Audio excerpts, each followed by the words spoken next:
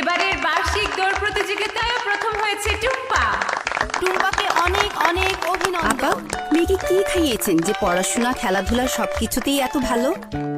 ছোটবেলা থেকে ও কতটা খাবে, কি খাবে, সেই ব্যাপারে আমি অনেক যত্ন নিতাম।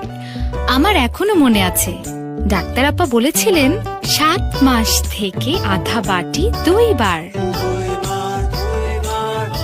9 মাস থেকে আধা বাটি 3 বার, 12 মাস থেকে পুরা বাটি 3 বার।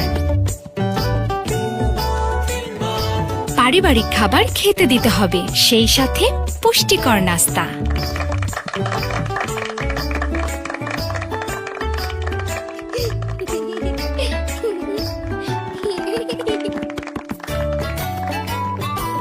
তুমি সবচেয়ে সেরা মা।